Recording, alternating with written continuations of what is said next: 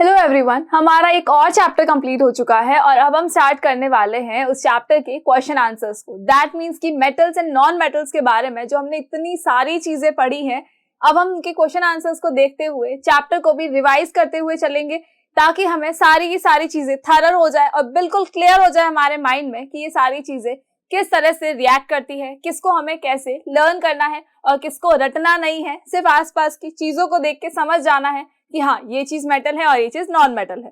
So I Lavina Kumawat welcoming you all at Scoreshala. देखो, question answers के अंदर जो फर्स्ट क्वेश्चन है जो कि हमारी एनसीईआरटी के अंदर गिवन है, बिना एनसीईआरटी के तो हम कर ही नहीं रहे हैं बिकॉज अभी हमारा टारगेट क्या है, हमारे एग्जाम्स। तो एग्जाम्स के लिए हमें क्या पढ़ना है, एनसीईआरटी को पढ़ना है। तो एनसीईआरटी के क्वेश्चंस में जो फर्स्ट क्वेश्चन है that is which of the following can be beaten into thin sheets. कौन सा ऐसा है जिसको हम थिन शीट्स में कन्वर्ट कर सकते हैं। तो भाई हमने इस चैप्टर के अंदर सिर्फ दो ही चीजों के बारे में डिस्कस किया है, that is metal and non metals. हमने किसके बारे में डिस्कस किया है, मेटल एंड नॉन मेटल्स के बारे में डिस्कस किया था। और मेटल्स एंड नॉन मेटल्स के बारे में सबसे पहली चीज जो हमने डिस्कस की थी वो थी physical properties of metal and non metal. तो उन फिजिकल प्रॉपर्टीज के अंदर एक प्रॉपर्टी थी मेलेबिलिटी। एक प्रॉपर्टी क्या थी, मेलेबिलिटी थी। मेलेबिलिटी का मतलब क्या होता है कि कोई ऐसी चीज जिसको कि हम अगर हैमर से मारेंगे तो वो पीसेस में कन्वर्ट नहीं होगा, वो क्या होगा, एक बिल्कुल थिन शीट के अंदर कन्वर्ट हो जाएगा। तो उस थिन शीट में कन्वर्ट होने वाला कौन था, तो वो था मेटल। यानी कि मेटल क्या होता है, मिलेबल होता है। मेटल क्या होता है, मिलेबल होता है। मेटल जो है वो मिलेबल होता है और नॉन मेटल जो है वो नॉन मेलेबल होंगे, नॉन मेलेबल हो जाएंगे। यानी कि जो नॉन मेटल्स है वो कभी भी थिन शीट में कन्वर्ट नहीं हो सकते। लेकिन अगर हम बात करें मेटल्स की तो metals are malleable, generally metals are malleable, जिनको कि हम थिन शीट में कन्वर्ट कर सकते हैं। बिकॉज नॉन मेटल्स जो होते हैं ये थोड़े से ब्रिटल होते हैं, मतलब कि अगर हम इनको किसी हैमर से या किसी बड़ी चीज से मारेंगे तो क्या होगा, ये बिल्कुल छोटे छोटे पीसेस के अंदर कन्वर्ट हो जाएंगे, ये कभी भी थिन शीट में कन्वर्ट नहीं होंगे। तो अगर हम बात करें मेटल्स की तो दे आर मेलेबल और ये थिन शीट में कन्वर्ट हो सकते हैं। तो अब हमें इसमें से ये चेक करना है कि कौन सा हमारा मेटल है और कौन सा नॉन मेटल है, तभी तो हम बता पाएंगे कि किसको हम थिन शीट में कन्वर्ट कर सकते हैं और किसको हम शीट में कन्वर्ट नहीं कर सकते। तो देखो, जब हम बात करते हैं ऑक्सीजन की तो कभी देखा है ऑक्सीजन की शीट को कि हाँ ये शीट जो है ऑक्सीजन की है, बिल्कुल नहीं, ये तो गैस है, इसको हम कभी भी शीट में कन्वर्ट नहीं कर सकते। और ये क्या है, ये नॉन मेटल है। और अगर ये नॉन मेटल है तो वैसे भी ये शीट में कन्वर्ट नहीं होगा बिकॉज ये नॉन मिलेबल भी है। यानी कि जो मिलेबिलिटी नाम की प्रॉपर्टी है ये उसको फुलफिल नहीं करता है। तो नॉन मेटल्स आर नॉन मिलेबल, यानी ऑक्सीजन की शीट तो नहीं बन सकती, सल्फर की शीट भी नहीं बन सकती। जब हमने नॉन मेटल के बारे में पढ़ा था तो सबसे पहला नाम जो आया था वो सल्फर ही आया था, यानी कि सल्फर को हम किसी भी शीट में कन्वर्ट नहीं कर सकते। देन अगर हम बात करें फास्फोरस की तो फास्फोरस भी ऐसा नहीं है कि इसको हम शीट में कन्वर्ट कर दे, बिकॉज ये तीनों ही क्या है, ये है नॉन मेटल्स। और नॉन मेटल्स जो होते हैं वो नॉन मिलेबल होते हैं, कभी भी इनको शीट में कन्वर्ट बिल्कुल भी नहीं किया जा सकता। तो हमारे पास बचा कौन सा है, जिंक। और जिंक को हम शीट में कन्वर्ट कर सकते हैं। अगर जिंक के ऊपर कोई भारी चीज रखी जाएगी, कोई हैमर से उसको मारा जाएगा और जोर जोर से अगर इसको पटका जाएगा तो क्या होगा, ये एक शीट में कन्वर्ट हो जाएगा बिकॉज ये क्या है, मेटल है। तो हमारा आंसर कौन सा होने वाला है, हमारा आंसर होगा जिंक। और जिंक इज द आंसर जिसको कि हम एक थिन शीट में कन्वर्ट कर सकते हैं बिकॉज ये क्या है, मेटल है। और मेटल की एक प्रॉपर्टी होती है दैट इज मेलेबिलिटी। ये सारी चीजें याद होनी चाहिए। जब हमें लर्न होगा कि फिजिकल प्रॉपर्टीज क्या है, केमिकल प्रॉपर्टीज क्या है मेटल एंड नॉन मेटल की, तो हमारे ये जो आंसर्स है ये हमारे लिए बहुत ही ज्यादा इजी हो जाएंगे। चले नेक्स्ट क्वेश्चन पे आते हैं। Next question is which of the following statement is correct. इनमें से ऐसा कौन सा स्टेटमेंट है जो कि करेक्ट है। देखो, फर्स्ट क्या है, ऑल मेटल्स आर डक्टाइल। अब ये डक्टाइल क्या होता है, तो ductility is the property. Ductility is the property जिसके अंदर क्या होता है, डक्टिलिटी इज द प्रॉपर्टी जिसके अंदर अगर किसी भी चीज को हम थोड़ा सा स्ट्रेच करेंगे, खींचेंगे तो क्या होगा, उसको हम वायर में कन्वर्ट कर सकते हैं इजीली। तो मेटल्स जो होते हैं, metals are ductile. Metals are ductile क्यों होते हैं मेटल्स डक्टाइल, बिकॉज हम उनको वायर में कन्वर्ट कर सकते हैं। Just remember your copper wires. Copper wires को याद करें, जो कॉपर वायर्स होते हैं वो क्या होते हैं, वो मेटल ही तो है कॉपर और उसी के तो वायर बने हैं। इसका मतलब है कॉपर को किस में कन्वर्ट कर दिया गया, वायर में कन्वर्ट कर दिया गया। क्यों कर दिया गया? बिकॉज मेटल जो होते हैं वो डक्टाइल होते हैं और इन मेटल की डक्टिलिटी प्रॉपर्टी की वजह से ही जो कॉपर है उसको वायर में हम इजीली कन्वर्ट कर पाए हैं। वही अगर हम बात करें नॉन मेटल्स की, तो जब हमने कहा कि अगर हम उसको हैमर से भी मारेंगे तो भी वो पीसेस में कन्वर्ट हो जाएगा, तो फिर वो शीट में ही कन्वर्ट नहीं हो रहा है तो वो वायर में कैसे कन्वर्ट होगा? यानी कि जो डक्टिलिटी प्रॉपर्टी है ये सिर्फ किसकी होती है? मेटल की होती है। लेकिन हम ये कभी नहीं कहेंगे कि ऑल मेटल्स आर डक्टाइल। हम ये कभी नहीं बोल सकते कि ऑल मेटल्स आर डक्टाइल, यानी सारे मेटल्स जो होते हैं वो डक्टाइल होते हैं। क्यों नहीं बोल सकते? बिकॉज ये केमिस्ट्री है और केमिस्ट्री के अंदर हमेशा एक्सेप्शनल केसेस होते हैं, एक्सेप्शंस होते हैं। जब तक एक्सेप्शंस नहीं होंगे तब तक केमिस्ट्री नहीं होगी। तो यहाँ पर एक्सेप्शनल केस कौन सा होता है मेटल के अंदर? तो मेटल में एक्सेप्शनल केस होता है एक मर्क्यूरी। क्या होता है? मर्क्यूरी एक्सेप्शनल केस होता है। अब ये जो मर्क्यूरी है ये क्या है? भले ही ये मेटल है लेकिन ये हार्ड नहीं है। हमने तो पढ़ा था कि मेटल सारे क्या होते हैं? हार्ड होते हैं, लेकिन ये हार्ड नहीं है। ये रूम टेम्परेचर पर लिक्विड में रहता है। ये रूम टेम्परेचर पर किस में रहता है? लिक्विड में रहता है। रूम, जस्ट ये हमें याद रखना है कि रूम टेम्परेचर पर ये कौन सी फॉर्म में रहेगा? लिक्विड फॉर्म में रहता है। तो क्या हमने कभी देखा है कि हम लिक्विड को वायर में कन्वर्ट कर रहे हैं या फिर लिक्विड को ही हम शीट में कन्वर्ट कर रहे हैं? पॉसिबल नहीं है। तो रूम टेम्परेचर पर लिक्विड में फॉर्म में रहने वाला कौन है? मरकरी है। लेकिन ये मरकरी मेटल भी है, ये नॉन मेटल बिल्कुल भी नहीं है। मरकरी मेटल है लेकिन डक्टाइल नहीं है। ये डक्टाइल नहीं है बिकॉज ये वायर में कन्वर्ट नहीं हो सकता। दैट इज वाई हम ये नहीं बोल सकते कि ऑल मेटल्स आर डक्टाइल, सारे मेटल डक्टाइल है। क्यों? क्योंकि इसमें से एक मरकरी तो अलग हो गया। अब हम बोलते all non metals are ductile, तो नॉन मेटल्स तो बिल्कुल ही डक्टाइल नहीं होते। क्या कोयले के वायर कभी देखे हैं? बिल्कुल नहीं देखे होंगे। चलो नेक्स्ट आते जनरली मेटल्स आर डक्टाइल। हाँ, ये पॉसिबल है कि जनरली मेटल्स जो होते हैं वो डक्टाइल होते हैं। ठीक है, कुछ ऐसे हैं जो डक्टाइल नहीं है, जैसे कि हमारा मरकरी। तो ये हमारा आंसर हो सकता है। एक्चुअली हमारा आंसर यही है कि जनरली मेटल्स आर डक्टाइल। ऐसा नहीं कि फर्स्ट वाले को देख के भावनाओं में नहीं बहना है। ऑल मेटल्स आर डक्टाइल, इसको देख के भावनाओं में नहीं बहना है। जो जल्दी से एकदम भावनाओं में बह जाते हो ना कि अरे वाह मेटल्स आर डक्टाइल, तो मेटल तो डक्टाइल होते ही है, होते हैं, लेकिन सारे मेटल नहीं होते हैं। एक मरकरी जो है एक्सेप्शनल केस है। दैट इज वाई क्या होगा? Generally metals are ductile. चलो, सो आई होप कि आपको ये क्लियर हो गया है। Now come to the next question, that is fill in the blanks. Fill in the blanks का जो पार्ट ए है that is phosphorus is very dash non metal. Phosphorus क्या होता है? कैसा नॉन मेटल होता है? तो इट इज वेरी रिएक्टिव।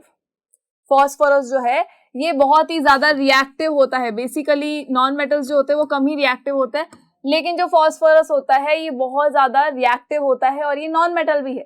मजे की बात तो ये है कि ये नॉन मेटल है और ये रिएक्टिव भी होता है।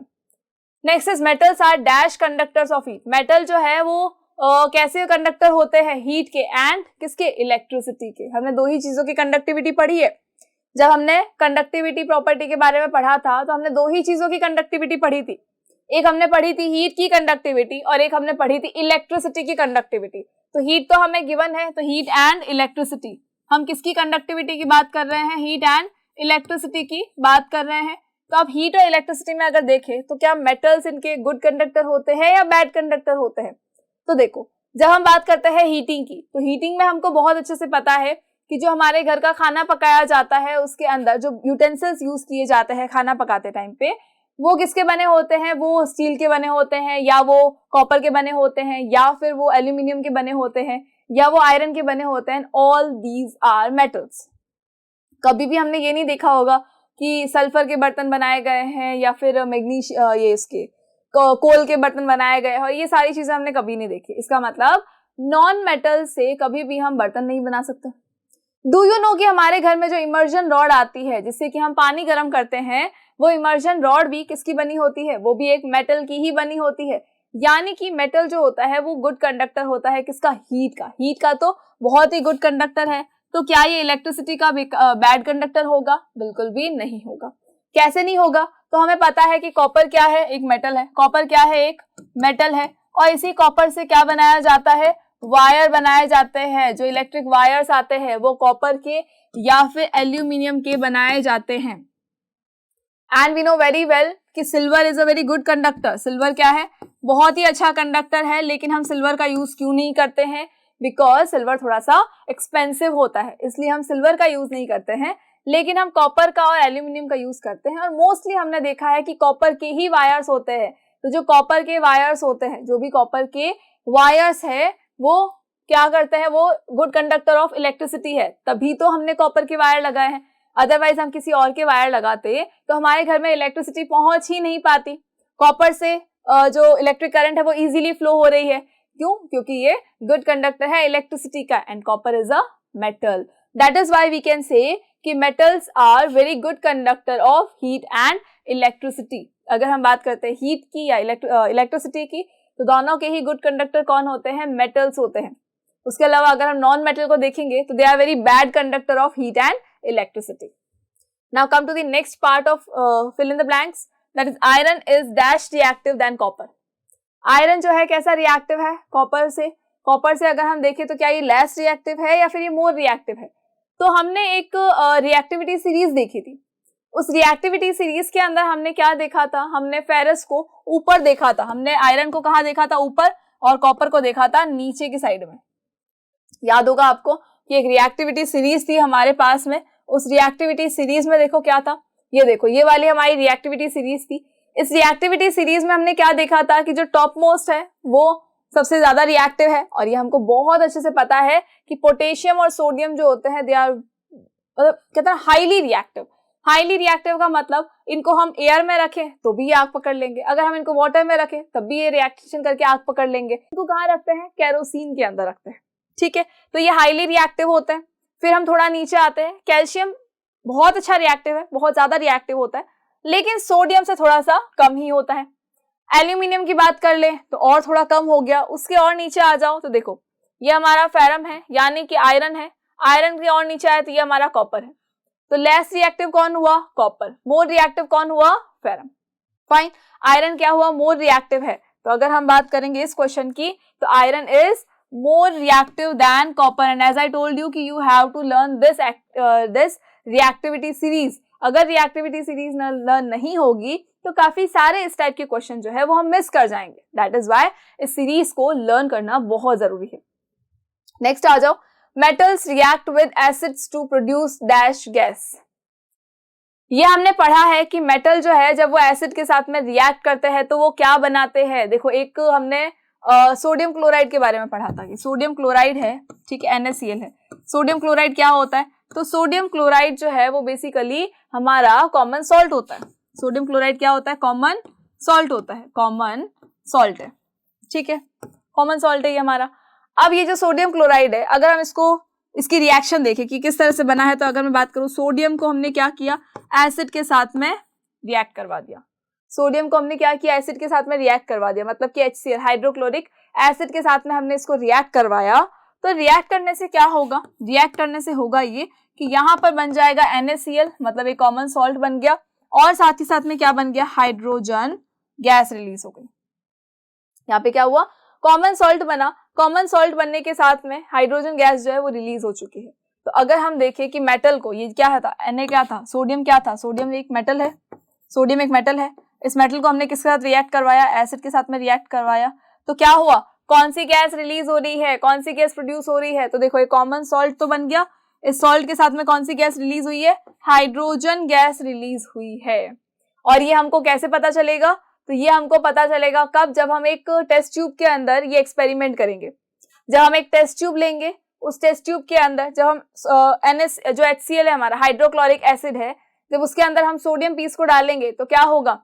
उसमें से एक गैस रिलीज होगी। कॉमन सॉल्ट तो बना, साथ ही साथ में क्या हुआ? एक गैस रिलीज हुई है। और उस गैस के सामने जैसे ही हम एक तीली लेकर आएंगे, जलती हुई तीली, तो क्या होगा? जो आग लगेगी वो पॉपअप साउंड के साथ लगेगी, एकदम पॉप साउंड के साथ में लगेगी। तो उस पॉप साउंड के साथ में आग कब लगती है? जब वहां पर होती है हाइड्रोजन गैस। हमेशा हाइड्रोजन गैस ही एक ऐसी है जो पॉप साउंड के साथ में ही रिलीज होती है, ठीक है, तो या उसके साथ ही जलती है।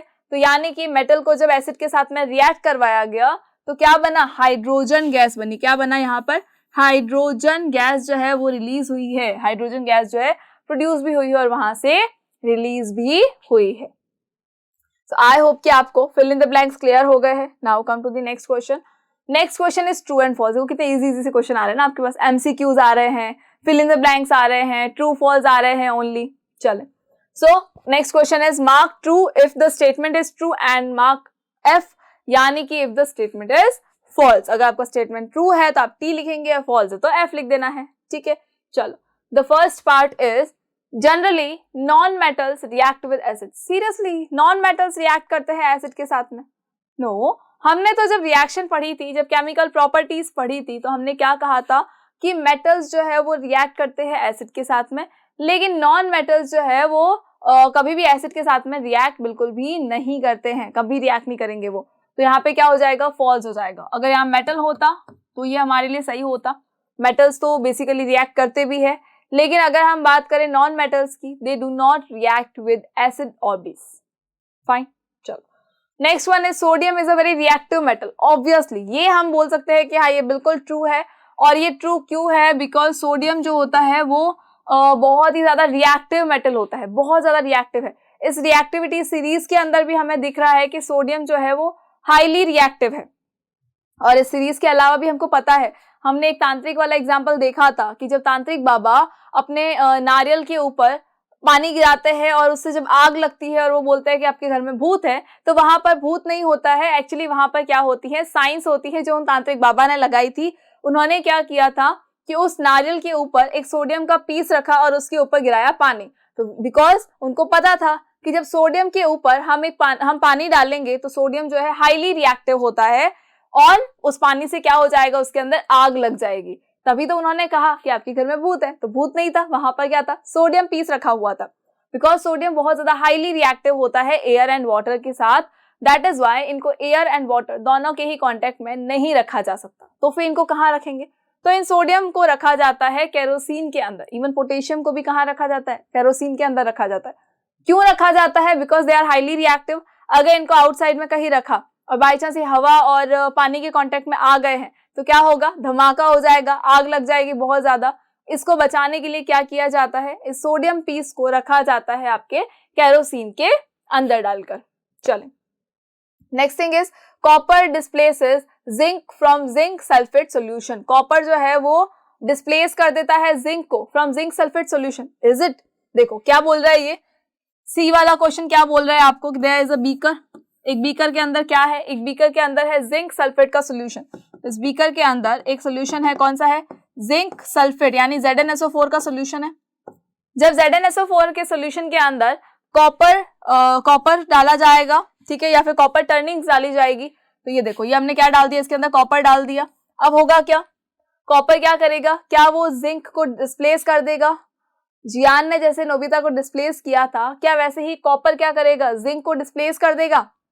बिल्कुल नहीं। क्यों नहीं करेगा डिस्प्लेस? बिकॉज जिंक को जियान से याद रखना है। जिंक को किससे याद रखना है, जियान से याद रखना है। अगर जिंक आपका जियान है और अगर हम कहें कि कॉपर क्या है, कॉपर जो है वो हमारा क्या है, नोबिता। कॉपर क्या है, हमारा नोबिता है। तो सोचो अब कौन किसको डिस्प्लेस कर सकता है?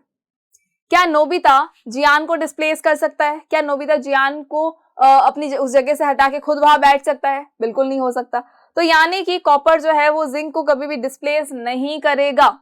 बिल्कुल पॉसिबल नहीं है कि कॉपर जो है वो आकर जिंक को डिस्प्लेस कर दे।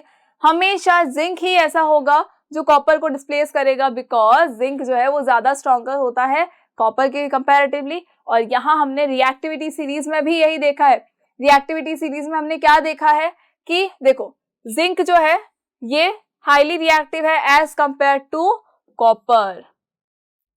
कॉपर जो है वो लेस रिएक्टिव होता है, जिंक मोर रिएक्टिव होता है।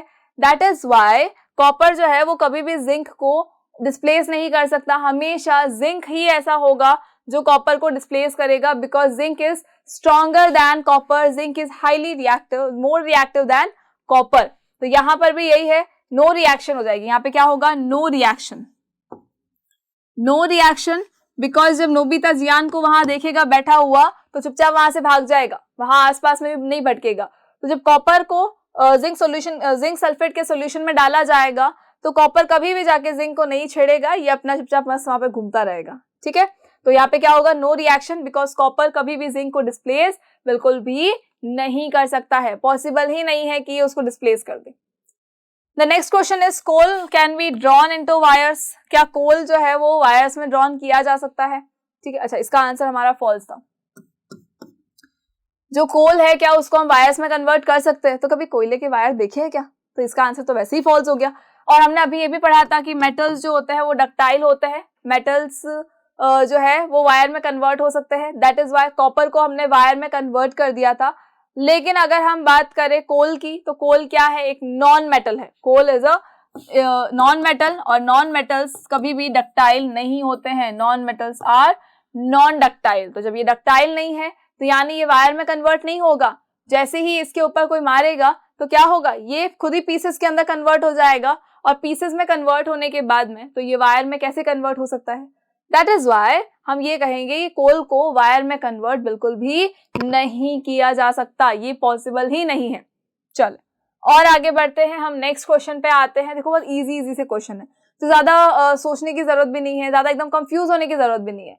अगर हमें प्रॉपर्टीज लर्न है, केमिकल भी और फिजिकल भी, तो हमारे लिए ये बहुत इजी हो जाएगा।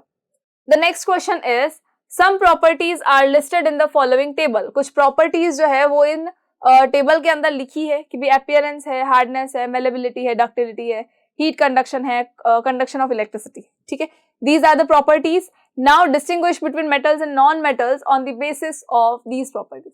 अब बेसिकली हमारा क्वेश्चन क्या है कि हमें मेटल और नॉन मेटल को डिस्टिंग्विश करना है या उनके हमें डिफरेंसेस के बारे में बताना है। लेकिन हमारे लिए थोड़ा सा हिंट दे दिया गया है कि इन प्रॉपर्टीज के रिगार्डिंग आपको इसका आंसर देना है, कि जो प्रॉपर्टीज है इनके रिगार्डिंग आपको देख के बताना है कि क्या मेटल के अंदर ये प्रॉपर्टी होती है या नॉन मेटल के अंदर ये प्रॉपर्टी होती है या नहीं होती है। तो यही चीज हमको यहाँ पर बतानी है। देखो होगा क्या, first one is appearance. Appearance का मतलब दिखने में कैसा है। मेटल दिखने में कैसा होता है? तो हमको बहुत अच्छे से पता है कि मेटल जो होता है वो थोड़ा शाइनी होता है। गोल्ड एंड सिल्वर को याद कर लेना जब भी मेटल की बात आए, कॉपर को याद कर लेना, हमेशा ये कैसे होते हैं? शाइनी होते हैं। इसका मतलब ये कैसे होंगे? लस्ट्रस होंगे। मेटल्स हमेशा कैसे होंगे? लस्ट्रस होंगे, या फिर हम बोल सकते हैं कि शाइनी होंगे। ठीक है, इनके अंदर शाइन होगी। लेकिन अगर हम बात करें नॉन मेटल्स की, तो दे आर वेरी डल, बहुत डल से होते हैं, कोई लस्ट्रस नहीं होते, ये बहुत डल होते हैं, ये शाइनी नहीं होते, दे आर नॉन लस्ट्रस, यानी इनकी शाइन नहीं होती है, ये डल होते हैं। Next thing is hardness. क्या मेटल हार्ड होते हैं? देखो दीज आर द प्रॉपर्टीज जिनका हम रिवीजन कर रहे हैं। हार्डनेस, मेटल्स को हमने देखा है कि मेटल्स हमेशा कैसे होते हैं? हार्ड होते हैं। मेटल्स हमेशा कैसे होंगे? हार्ड होंगे। ठीक है, तो मेटल्स कैसे होते हैं? हार्ड होते हैं। लेकिन अगर हम बात करें हमारे नॉन मेटल की, तो ये ब्रिटल होते हैं, बहुत सॉफ्ट होते हैं। क्यों? क्योंकि हमने पढ़ा था कि जब ये हार्डनेस है मेटल के अंदर, इसीलिए जब इसको मारा जाएगा तो ये पीसेस में कन्वर्ट नहीं होंगे, ये क्या करेंगे?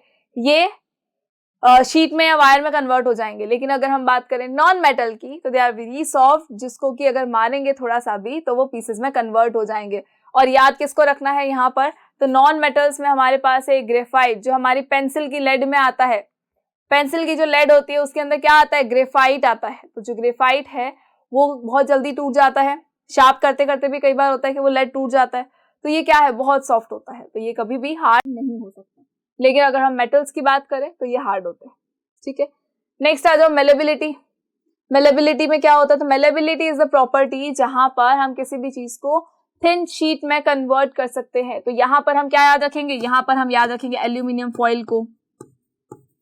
एल्यूमिनियम फॉइल को याद रखना है। हमारे जो सिल्वर की जो बर्क आती है, जो चांदी की बर्क हमने पढ़ी थी, वो उसको याद रखना है। मिठाइयों के ऊपर जो बर्क लगती है उसको याद रखना है। तो मेलेबिलिटी का मतलब क्या हुआ कि थिन शीट में कन्वर्ट किया जा सकता है। किसको किया जाता है? हमारे मेटल्स को किया जा सकता है, और किसी को नहीं किया जा सकता, मेटल को किया जा सकता है। Metals are malleable, metals are malleable. लेकिन अगर हम नॉन मेटल्स की बात करें तो दे आर नॉन मेलिएबल। कितना इजी है ना, जहां पर नॉन है इसका मतलब कुछ भी नहीं है इनके अंदर। ठीक है, जहां पर ओनली मेटल है इसका मतलब उनके अंदर सब कुछ है। तो मेलिएबल कौन होता है? मेटल होते हैं। नॉन मेलिएबल कौन होता है? नॉन मेटल्स होते हैं, जो कि थिन शीट के अंदर कन्वर्ट उनको बिल्कुल भी नहीं किया जा सकता। नेक्स्ट आ जाओ हमारी डक्टिलिटी पे। डक्टिलिटी का क्या होगा? कि डक्टिलिटी का मतलब होता है कि हम उसको वायर में कन्वर्ट कर सकते हैं। डक्टिलिटी का मतलब उसको हम वायर में कन्वर्ट कर सकते हैं। तो क्या मेटल को वायर में कन्वर्ट किया जाता है? बिल्कुल किया जाता है। कॉपर वायर को याद करो, क्या कॉपर वायर नहीं है हमारा? बिल्कुल है। एल्यूमिनियम के वायर्स को याद कर ले, बिल्कुल है। तो क्या होगा? जो ऐसी चीजें जो कि वायर में कन्वर्ट हो सकती है, दे आर डक्टाइल। और जब हम मेटल्स एंड नॉन मेटल की बात करते हैं तो मेटल्स हमेशा कैसे होते हैं, डक्टाइल होते हैं। Metals are ductile, mostly ductile होते हैं। एक एक्सेप्शनल केस हमने देखा था, कौन सा था एक्सेप्शनल केस, वो एक्सेप्शनल केस था मर्क्यूरी। कौन सा था exceptional case, mercury was exceptional case because ये रूम टेम्परेचर पे लिक्विड फॉर्म में रहता है, तो इसको हम बिल्कुल वायर में कन्वर्ट नहीं कर सकते। बट अगर नॉन मेटल होगा तो हमेशा की तरह वही है, नॉन डक्टाइल आ जाएगा।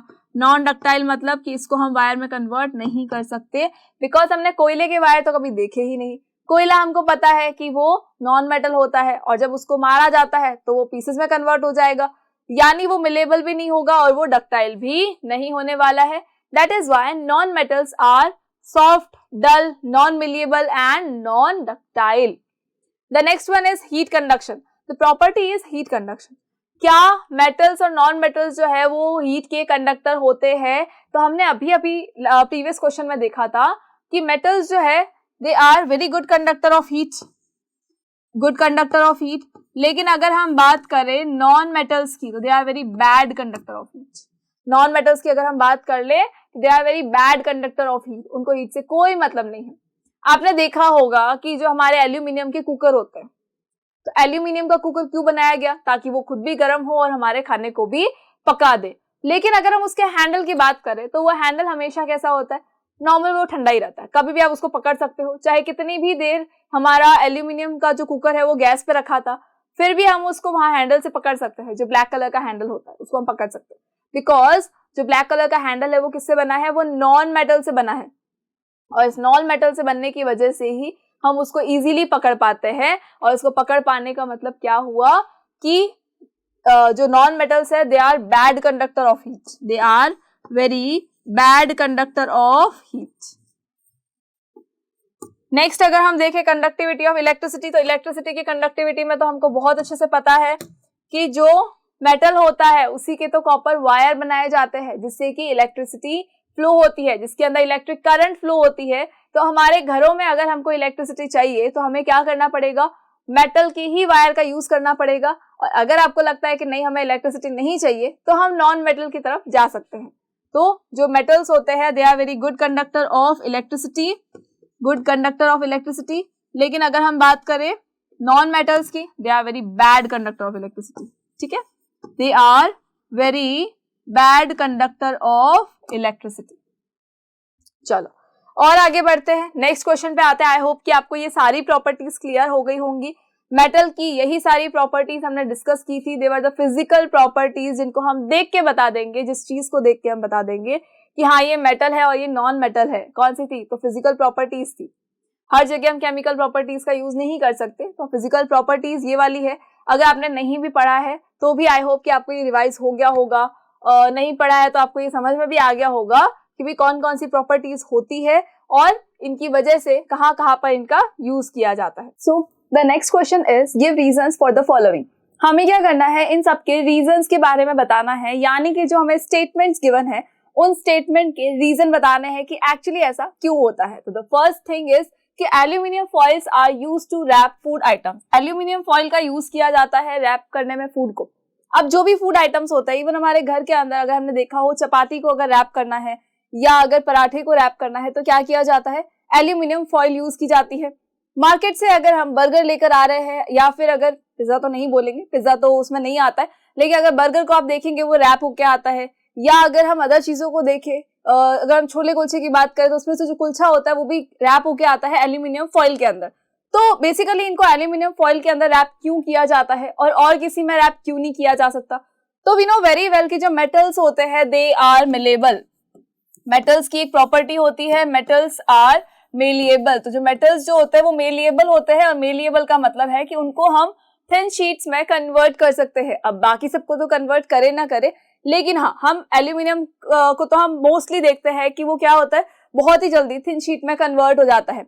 सिल्वर का भी हमने देखा है, जो हमारी मिठाइयों के ऊपर जो वर्क लगी आती है वो क्या होती है, वो सिल्वर की ही तो वर्क होती है, यानी कि सिल्वर की ही शीट है, बिल्कुल थिन शीट बना दी जाती है। बट द थिंग इज कि जो सिल्वर की शीट होती है वो थोड़ी सी कॉस्टली पड़ती है, दैट इज व्हाई हम सिल्वर को यूज नहीं कर सकते। हम किसका यूज करते हैं, एल्यूमिनियम फॉइल का यूज करते हैं, यानी कि एल्यूमिनियम का यूज करते हैं। एल्यूमिनियम इज अ मेटल, तो उसको हम थिन शीट में कन्वर्ट कर सकते हैं। अगर हम किसी चीज से मारेंगे या बड़ी हैवी चीज अगर हम इसके ऊपर रख देंगे तो ये कभी भी पीसेस में कन्वर्ट नहीं होगा, ये हमेशा शीट में कन्वर्ट हो जाएगा और इसी का हम फायदा उठाते हैं और हमारे फूड आइटम्स को स्टोर करने में हम इसका यूज करते हैं। चले, the next thing is immersion rods are heating liquids are immersion rods for heating liquids are made up of metallic substances. Why? इसका रीजन बताना है कि इमर्जन रॉड्स जो होती है, इमर्जन रॉड्स का मतलब जो हमारे घर में पानी को गर्म करने के लिए रॉड का यूज किया जाता है उसे हम कहते हैं इमर्जन रॉड। अब ये जो इमर्जन रॉड है इसको लिक्विड्स को गर्म करने के लिए क्यों यूज किया जा रहा है, एंड वन मोर थिंग कि इसको मेटालिक सब्सटेंस से ही क्यों बनाया गया है, क्यों ये मेटल से बना है और ये नॉन मेटल से नहीं बना है। तो बेसिकली हमें इसकी एक और प्रॉपर्टी के बारे में पता है कि जो मेटल्स होते हैं they are very good conductor of heat. See, metals are very good conductor of heat but non metals are bad conductor of heat. तो अगर हम इसके अंदर इमर्जन रॉड के अंदर अगर हम नॉन मेटल्स का यूज करते हैं तो क्या होगा, ये तो खुद ही गर्म नहीं होगा तो ये किसी और को क्या गर्म करेगा, तो ये भी लिक्विड को गर्म नहीं कर सकता। बट जब हम मेटल्स का यूज करते हैं तो मेटल्स बहुत अच्छे कंडक्टर होते हैं हीट के। जैसे ही इनको हीट मिलती है तो ये क्या करते हैं, अपने पूरी सारे पार्टिकल्स को गर्म कर देते हैं। ऐसा नहीं है कि अगर हमें हीट मिली है तो अपने आसपास भी उसको नहीं आने देंगे, उसको वहां से दूर भगा देंगे, नहीं। जैसे ही हीट आएगी, एक पार्टिकल को तो मिली ही है, वो क्या करेगा, आगे से आगे सारे पार्टिकल्स को हीट ट्रांसफर कर देगा और जब ट्रांसफर होगी तो ये पूरी की पूरी रॉड क्या होगी, गर्म हो जाएगी। और जब ये रॉड खुद ही गर्म हो जाएगी तो आसपास में जो लिक्विड होगा उसे भी क्या करेगी, गर्म करने का काम करेगी। इसका बहुत ही अच्छा एग्जांपल हमने देखा है जब सब्जी बनाई जाती है या जब कोई भी चीज बनाई जाती है और अगर हमने उसके अंदर स्पून को वहीं रख दिया है तो क्या होता है, पूरा का पूरा स्पून इतना गर्म हो जाता है कि हम उसको टच भी नहीं कर पाते हैं। वही चीज हमारी यहाँ पर है कि ये जो इमर्जन रॉड है ये बहुत ही अच्छी कंडक्टर होगी हीट की, बिकॉज यहाँ पर किसका यूज किया गया है, मेटालिक सब्सटेंस का यूज किया गया है। और जब मेटल्स का यूज किया गया है तो जैसे ही इसको हीट मिलेगी ये कंप्लीटली गर्म हो जाएगा और अपने आसपास रहने वाले, अपने आसपास अवेलेबल लिक्विड को भी गर्म करने का काम करेगा। That is why immersion rod के अंदर हमेशा मेटालिक सब्सटेंस का यूज किया जाता है। यहाँ पर नॉन मेटल्स का यूज बिल्कुल भी नहीं किया जाता है और ना ही किया जा सकता है। अगर कर लिया तो हमारी ये रॉड्स पे बिकेंगी नहीं। चले, नेक्स्ट क्वेश्चन पे आते हैं, that is copper can not displace zinc from its salt solution. ये भी हमने डिस्कस किया था। कब किया था? जब हमने केमिकल प्रॉपर्टीज के बारे में पढ़ा था कि मेटल एंड नॉन मेटल की जब केमिकल प्रॉपर्टीज का डिस्कशन चल रहा था तो उसके अंदर एक चीज और आई थी कि कॉपर जो है वो कभी भी जिंक को डिस्प्लेस नहीं कर पाता है। ये हमने कब देखा था? जब हमने एक बीकर लिया था और उस बीकर के अंदर क्या फिल था? उस बीकर के अंदर फिल था ZnSO4 यानी कि जिंक सल्फेट उसके अंदर फिल था। और इस जिंक सल्फेट के अंदर हमने क्या डाला था? हमने कुछ कॉपर टर्निंग्स डाली थी, कुछ कॉपर टर्निंग्स हमने इसके अंदर डाल दी थी। हुआ क्या था? कोई रिएक्शन नहीं हुई थी, नो रिएक्शन हुई थी। There was no any kind of reaction. अब ये नो रिएक्शन क्यों थी? इस पे कोई फर्क क्यों नहीं पड़ा? भाई कुछ तो फर्क पड़ना चाहिए था, या तो इस सॉल्यूशन का कलर चेंज हो जाना चाहिए था, या नीचे कोई प्रेसिपिटेट आ जाना चाहिए था, यानी कि नीचे कोई पाउडरी फॉर्म का सब्सटेंस आ जाना चाहिए था। तो ऐसा तो कुछ भी नहीं हुआ था। तो यहाँ पर कुछ क्यों नहीं हुआ? यहाँ पर चेंजेस क्यों नहीं हुए? रिएक्शन क्यों नहीं हुई? बिकॉज कॉपर जो होता है it is less reactive than zinc. Zinc से कम रिएक्टिव है कौन? कॉपर। तो कॉपर क्या होगा? लेस रिएक्टिव होगा जिंक से। जिंक थोड़ा ज्यादा रिएक्टिव है, दैट इज व्हाई जिंक तो कॉपर को डिस्प्लेस कर सकता है लेकिन कॉपर कभी भी जिंक को डिस्प्लेस नहीं कर सकता।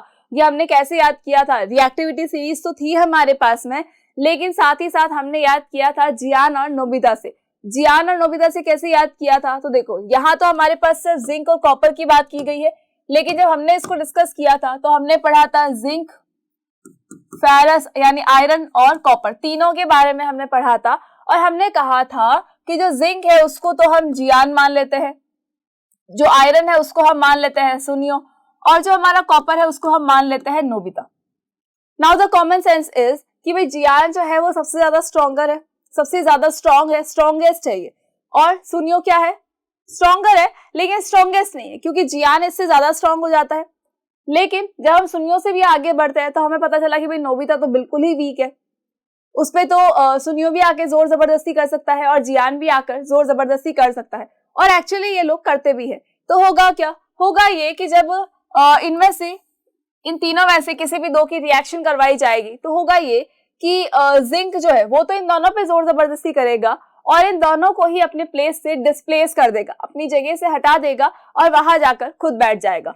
लेकिन अगर हम बात करेंगे आयरन की, तो आयरन जो है वो ओनली कॉपर को डिस्प्लेस कर पाएगा, वो जिंक को डिस्प्लेस नहीं कर पाएगा। क्यों नहीं कर पाएगा? बिकॉज जो जिंक है वो ज्यादा स्ट्रॉन्गर है आयरन से, तो जिंक को ये डिस्प्लेस नहीं कर पाएगा। अब सुनियो को अगर पूछे कि बेटा जियान को जाके अपनी जगह से हटाना है, पॉसिबल है? बिल्कुल पॉसिबल नहीं है, ठीक है। लेकिन हाँ, सुनियो जो है वो नोबिता को जरूर अपनी जगह से डिस्प्लेस कर सकता है। तो जो आयरन है वो कॉपर को डिस्प्लेस कर लेगा, लेकिन जिंक को नहीं कर पाएगा। बट जो हमारे पास क्वेश्चन है उसके अंदर है कॉपर एंड जिंक। अब कॉपर की अगर हम बात करें, यानी नोबिता की अगर बात करें, तो ये तो सबसे ज्यादा वीक हो जाता है। इसकी जोर जबरदस्ती तो दोनों पे ही नहीं चलने वाली है, जोर जबरदस्ती छोड़ो, कोई बात भी नहीं चलने वाली वहां तो यानी कि कॉपर जो है वो आयरन को भी डिस्प्लेस नहीं कर पाएगा और जिंक को भी डिस्प्लेस नहीं कर पाएगा, because copper is less reactive than zinc. Zinc ज्यादा रिएक्टिव है, इसलिए ये क्या करता है, ये कॉपर और आयरन को डिस्प्लेस कर देता है। लेकिन कॉपर जो है वो सबसे कम रिएक्टिव है, दैट इज वाई ये जिंक को डिस्प्लेस नहीं कर पाएगा, जिंक को अपनी जगह से नहीं हटा पाएगा।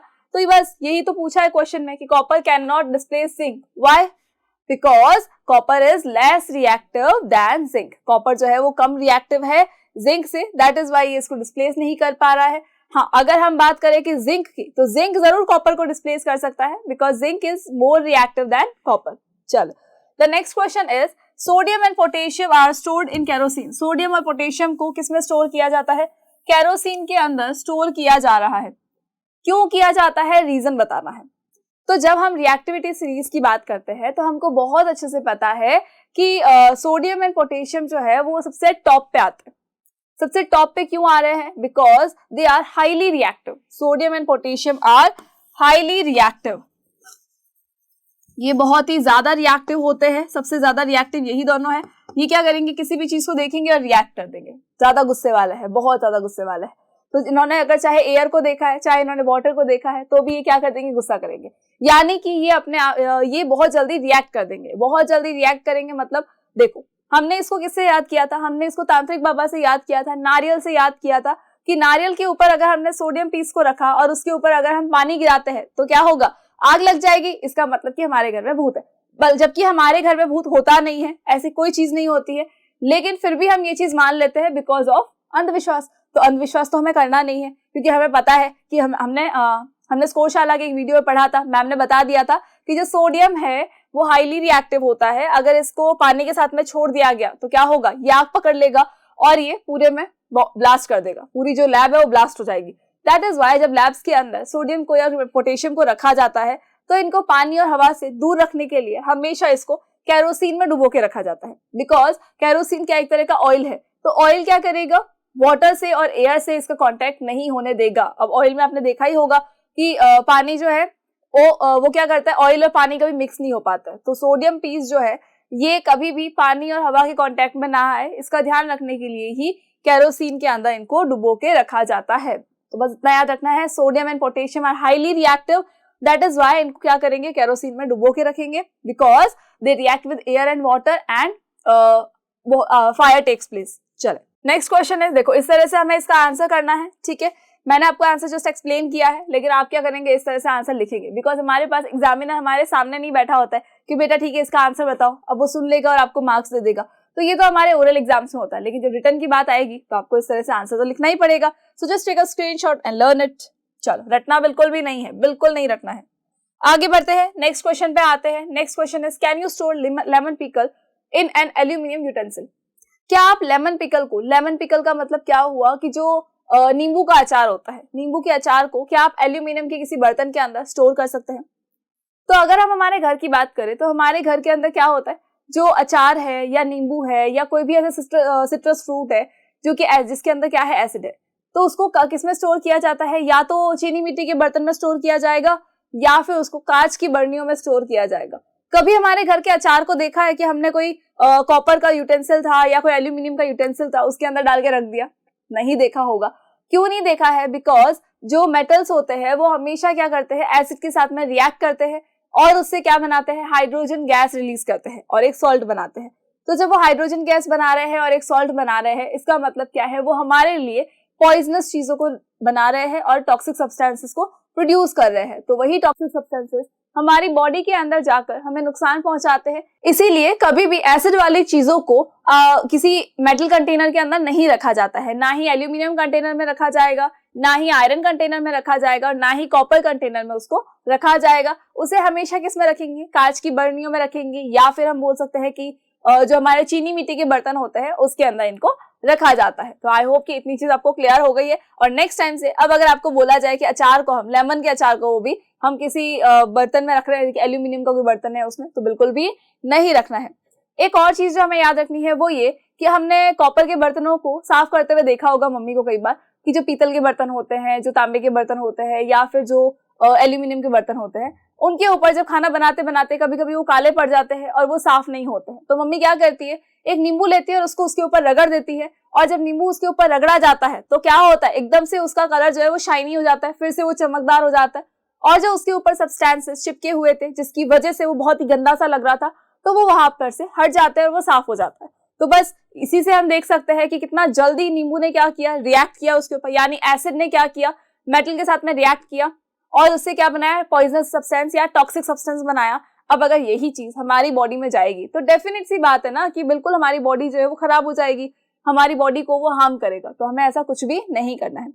इवन अगर आप देखोगे तो जो कॉपर के कंटेनर्स होते हैं उनके अंदर अगर आपने नींबू पानी भी रखा है, थोड़ी देर बाद आप उसको पीकर देखो, उसका टेस्ट आपको बिल्कुल अजीब सा लगेगा। और वो टेस्ट अजीब क्यों हुआ है, बिकॉज उसके अंदर क्या है, अभी टॉक्सिक सब्सटेंसेस है।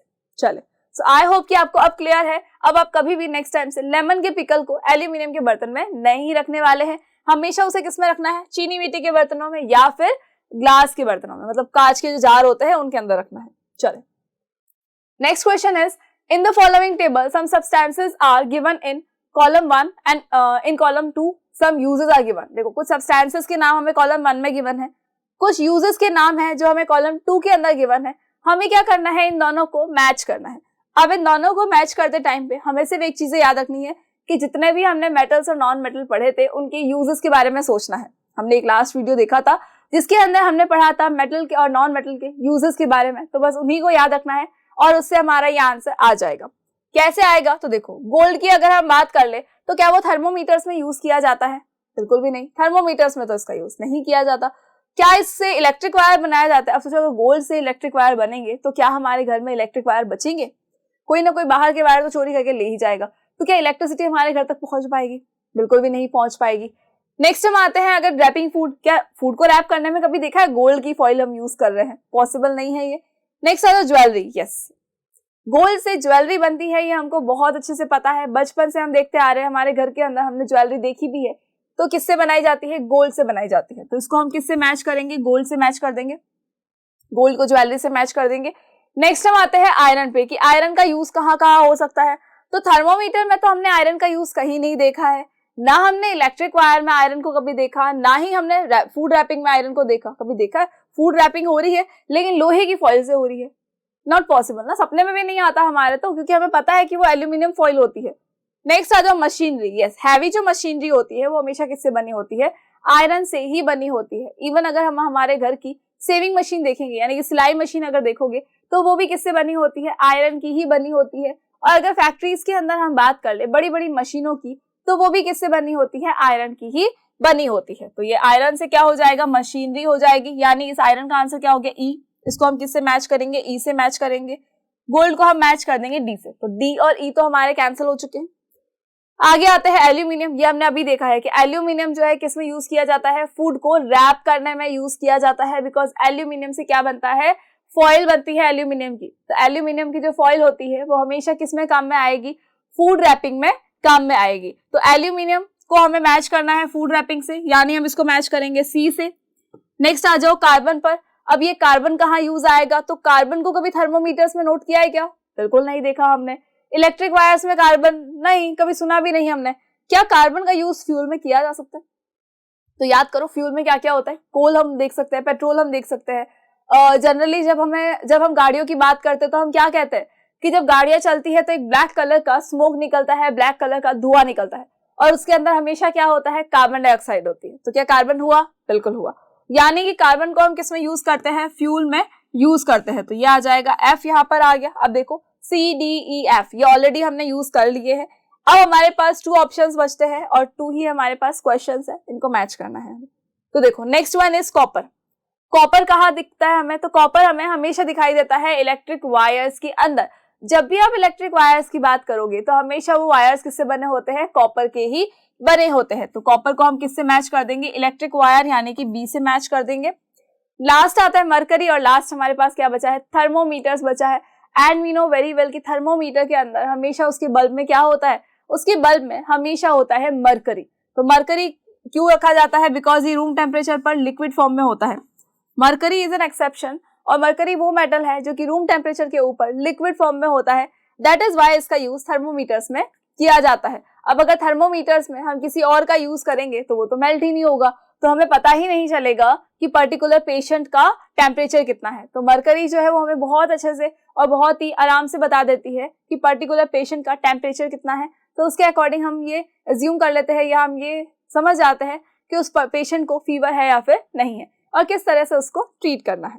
चलो, आई होप कि आपको इतने क्वेश्चंस क्लियर हो गए होंगे। देखो आंसर आप इस तरह से लिखोगे, कभी भी इस तरह से आंसर नहीं करना होता है, ठीक है?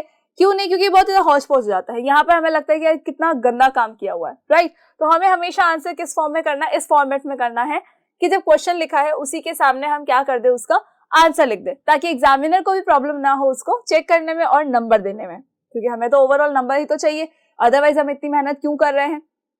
चलो, now come to the next question. Next question is, what happens when dilute sulfuric acid is poured on a copper plate? Dilute sulfuric acid को जब किसी कॉपर प्लेट के ऊपर गिराया जाएगा तो क्या होगा? अब देखो यहाँ पर अगर हम बात करें कॉपर की, तो कॉपर क्या है? कॉपर क्या है? एक मेटल है। प्लस इसके ऊपर क्या गिराया गया है? एक एसिड गिराया गया है, dilute sulphuric acid. Sulphuric acid मतलब H2SO4। डाइल्यूट सल्फ्यूरिक एसिड है, यानी कि ये क्या हो गया? एसिड हो गया। और हमको ये बहुत अच्छे से पता है कि जब मेटल और एसिड की रिएक्शन होती है, जब भी मेटल और एसिड की रिएक्शन होगी तो हमेशा क्या बनता है? मेटल और एसिड की रिएक्शन से हमेशा बनता है salt plus hydrogen gas. Salt बनता है और क्या बनता है? हाइड्रोजन गैस बनता है। फाइन। नाउ अगर हम बात करें मेटल की, तो मेटल हमारे पास में क्या है? कॉपर है। प्लस अगर हम एसिड की बात कर ले तो इट इज H2SO4।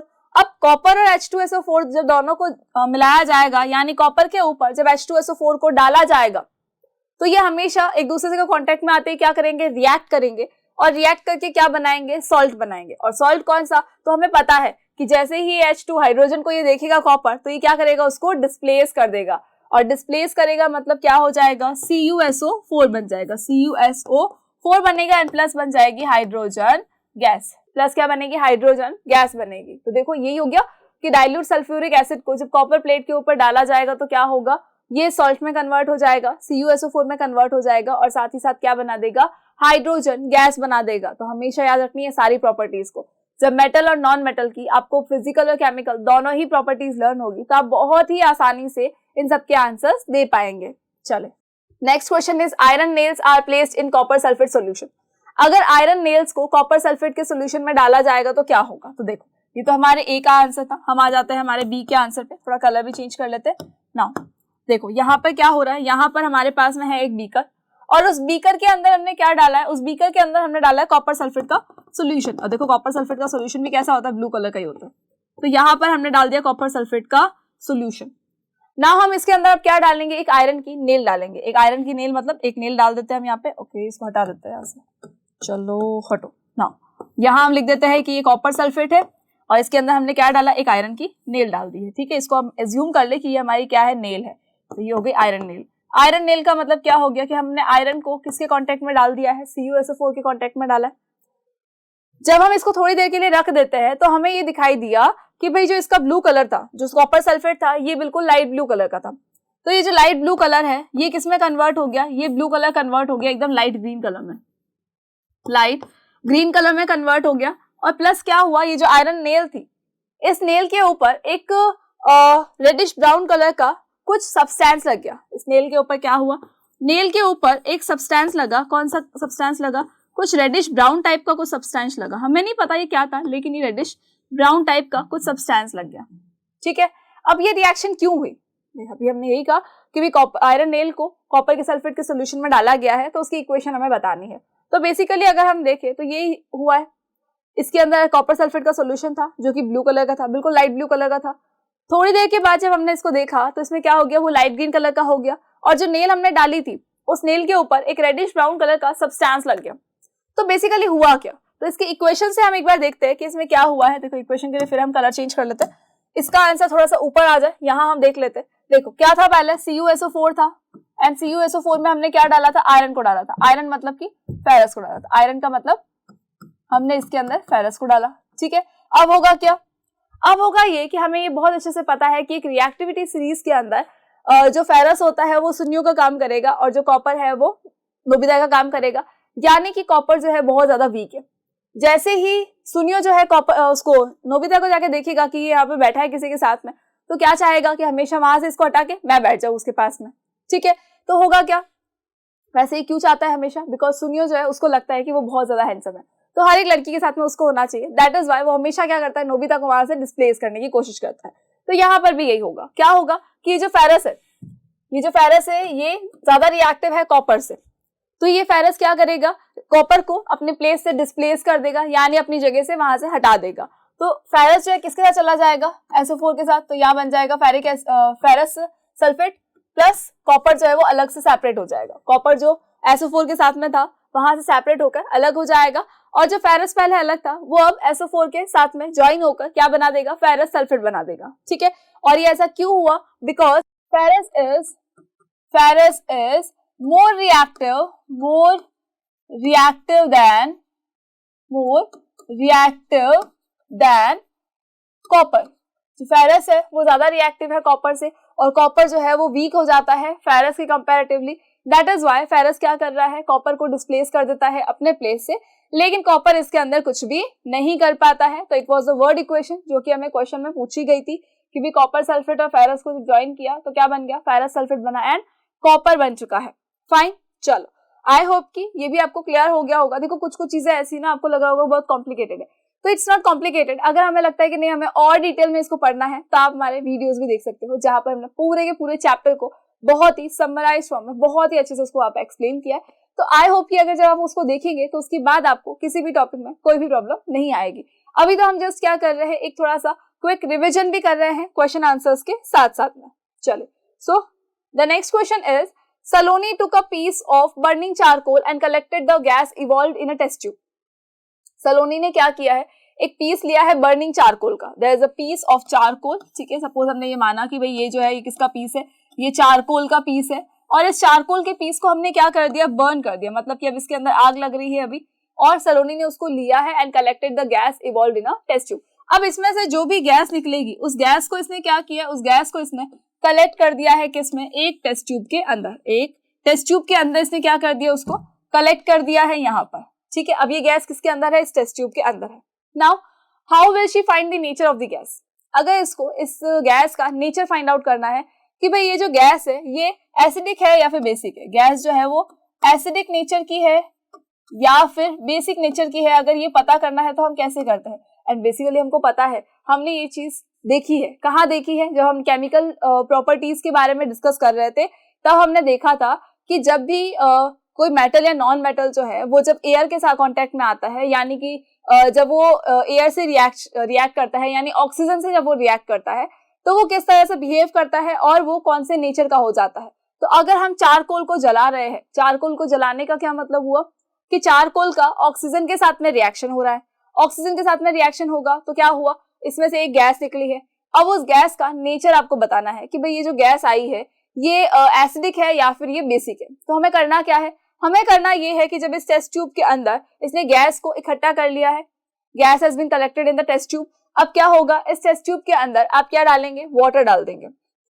इस टेस्ट ट्यूब के अंदर हम क्या डाल देंगे, वाटर डाल देंगे। तो इस टेस्ट ट्यूब के अंदर अभी देखो क्या प्रेजेंट है, एक तो इसके अंदर गैस प्रेजेंट है जो कि यहाँ से रिलीज हुई थी, प्लस इसके अंदर हमने क्या डाल दिया है, वाटर डाल दिया है। फाइन, तो यानी अब ये क्या बन गया, एक सोल्यूशन बन गया।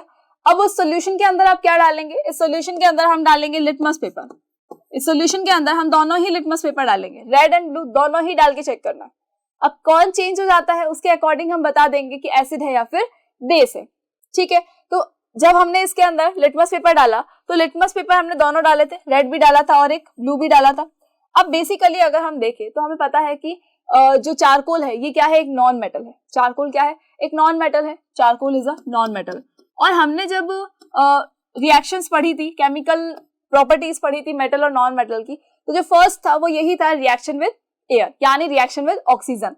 तो हमने उसमें देखा था कि जो नॉन मेटल्स है जब वो ऑक्सीजन के साथ में रिएक्ट करते हैं तो वो क्या बनाते हैं, एसिड बनाते हैं। यानी कि हमेशा कौन से नेचर फॉर्म होगा उसके अंदर, हमेशा एसिडिक नेचर होगा। जो भी कुछ फॉर्म हुआ है वो हमेशा किसका होगा, एसिडिक नेचर का होगा।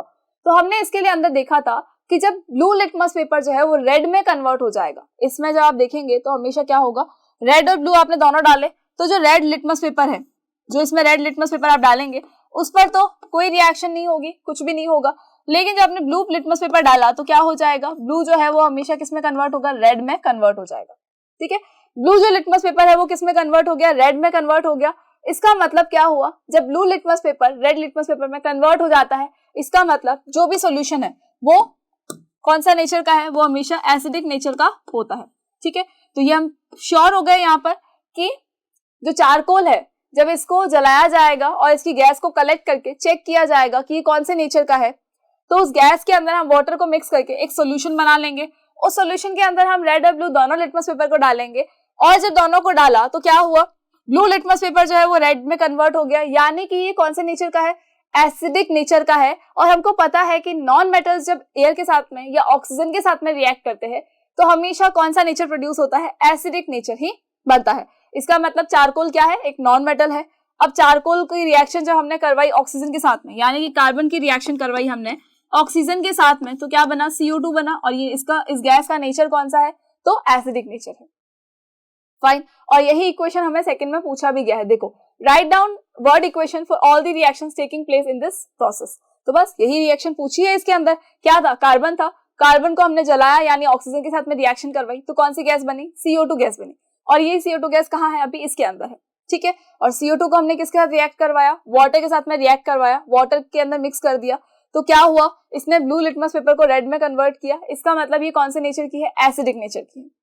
फाइन, अगर यहीं पर हम बात कर लेते हैं मेटल्स की, अब अगर हम इसकी जगह बात कर लेते हैं मेटल्स की, तो जब मेटल्स जब रिएक्ट करेंगे किसके साथ, ऑक्सीजन के साथ में, तो क्या होगा, वो हमेशा जो प्रोडक्ट बनाएंगे वो प्रोडक्ट हमेशा कौन से नेचर का होगा, बेसिक नेचर का होगा। क्यों, क्योंकि उससे बना प्रोडक्ट हमेशा क्या करेगा, रेड लिटमस पेपर को ब्लू में कन्वर्ट कर देगा। और आपको याद भी करवाया था मैंने कि जब रेड से ब्लू में कन्वर्ट होता है इसका मतलब क्या हो जाता है, बेसिक नेचर होता है। और बेसिक नेचर किसमें होता है, हमेशा होता है मेटल्स के अंदर, हमेशा किसमें होता है, मेटल्स में होता है। लेकिन अगर हम बात कर ले नॉन मेटल्स की, तो हमेशा नॉन मेटल के जो प्रोडक्ट्स होंगे वो क्या होंगे, एसिडिक नेचर के होंगे, तभी तो ब्लू लिटमस पेपर को वो रेड में कन्वर्ट कर देंगे। फाइन, चले, आई होप कि आपको ये क्वेश्चन क्लियर हो गया होगा। और उसी के साथ साथ में एक केमिकल प्रॉपर्टी भी क्लियर हो गई होंगी कि जब मेटल्स जो है जब वो ऑक्सीजन के साथ में रिएक्ट करेंगे तो हमेशा वो क्या करेंगे, बेस बनाएंगे। और जब नॉन मेटल्स ऑक्सीजन के साथ में रिएक्ट करेंगे तो हमेशा वो एसिड बनाएंगे। चलो आगे बढ़ते हैं, और आगे बढ़ के हम नेक्स्ट क्वेश्चन पे आते हैं। हमारे next question is, one day Rita went to a jeweller's shop with her mother.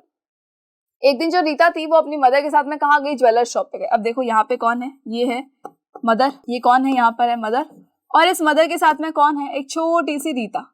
ये कौन है, छोटी सी रीता है। अब क्या होगा, ये जो रीता है, मदर और रीता जो है दोनों कहाँ गए, घूमने के लिए गए एक दिन, और घूमते घूमते कहाँ चले गए, ज्वेलर्स शॉप पे चले गए। एक दिन घूमते घूमते कहाँ गए, ज्वेलर्स की शॉप पे गए। क्यों गए ज्वेलर की शॉप पे, हो सकता है उनको कोई काम होगा, ठीक है, हो सकता है उनको कोई काम होगा, तो ज्वेलर की शॉप पे चले गए। अब her mother gave old gold jewellery to the goldsmith to polish. इन्होंने क्या किया, अपनी जो गोल्ड की ज्वेलरी थी वो किसको दे दी, गोल्ड स्मिथ को दे दी, किसके लिए, पॉलिश करने के लिए। Next day when they brought the jewellery back they found that there was a slight loss in his weight।